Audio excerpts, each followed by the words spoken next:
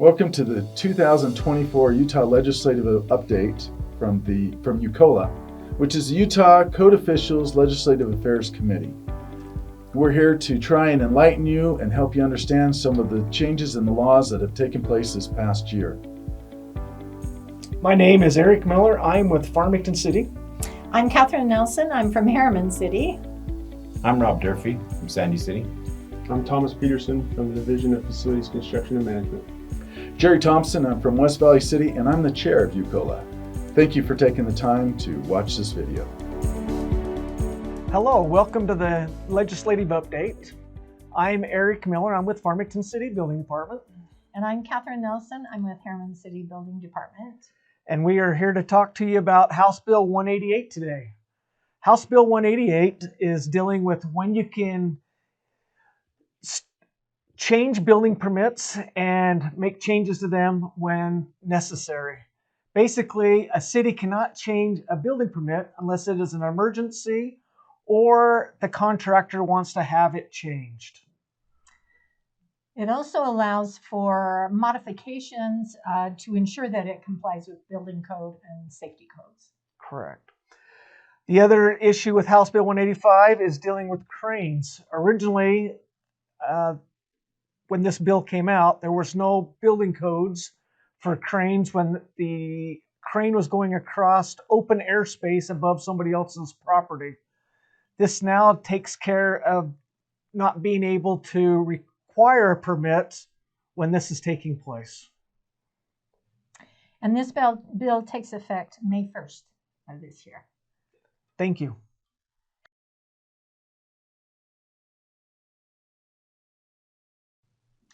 The bill that we're talking about now is House Bill 289, the Property Rights Ombudsman Amendments.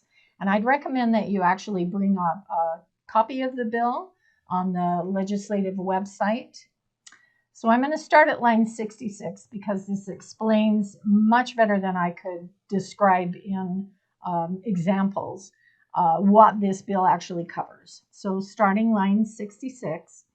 Subject to subsection 13, if the Office of the Property Rights Ombudsman issues an advisory opinion described in this section, and notice that word advisory opinion, and if the same issue that is subject of the advisory opinion is subsequently litigated in court. So we have two steps that happen.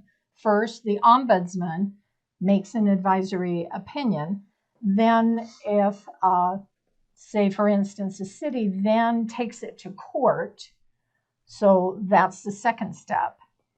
And if the court resolves the issue consistent with the advisory opinion, again, the advisory opinion of the ombudsman, the court may award the substantially prevailing party, first, reasonable attorney fees and court costs pertaining to the development of the cause of the action, and B, on line 75, if the court finds that the opposing party knowingly and intentionally violated the law governing the cause of action, then there can be a penalty fee of $250 a day and consequential damages. So the concern that cities, specifically building departments, want to carry with them is understanding that the ombudsman decision does carry weight, especially in the situation where a jurisdiction may want to take it to court, because then they're taking the risk of a court finding the same decision. And as always, you want to communicate with your administration on any situation that may turn into some kind of litigation, and make sure that the communication is really clear.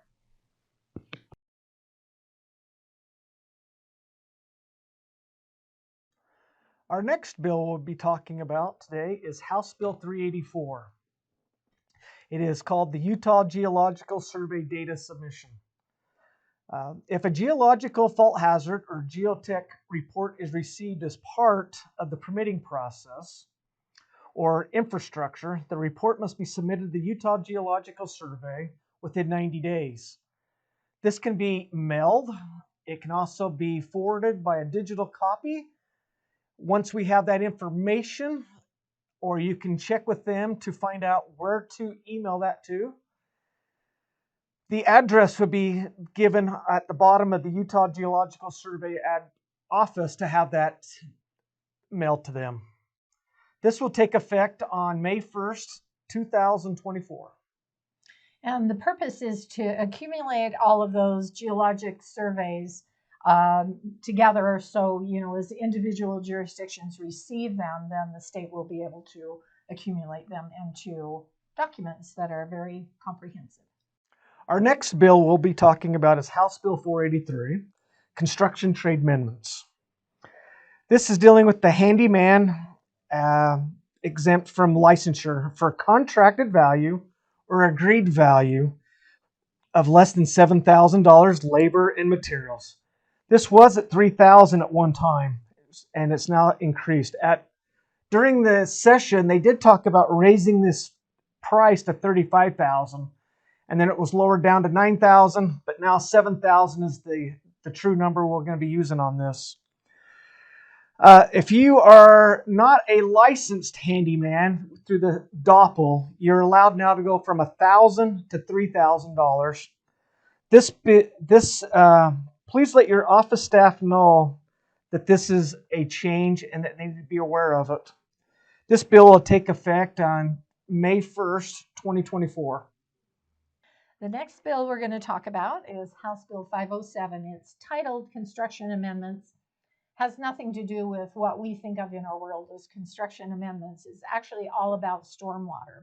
I'm not going to go into much detail about this bill, mainly bring it to your attention to make sure that whoever in your jurisdiction enforces stormwater compliance is well aware of all of the language in this bill. And it will be heavily discussed during the interim is what we're hearing. And so be aware, likely there'll be changes that will be placed in this section of the legislation to incorporate those interim discussions. Be aware that during the session, there was negotiated into the bill best practices. Evidently, there was nothing referencing best practices, and so that was added into the language of the bill. So this takes effect January 1st of 2025. The next bill we're going to talk about is House Bill 476, Municipal Land Use Regulation Modifications. This bill has a lot of language that affects planning, so bring this to the attention of your planning department. But the elements of the bill that we care about kind of starts on line 441. It defines the words allowable feature, and it's defined as landing or walkout porch, 32 square feet, used for egress from the rear. And again, all of these are just referring to the rear yard. And then a window well, and that's on line 441. Defines landing, uncovered, above ground platform with or without stairs and that are connected. And then on line 451, a walkout porch, which is uncovered.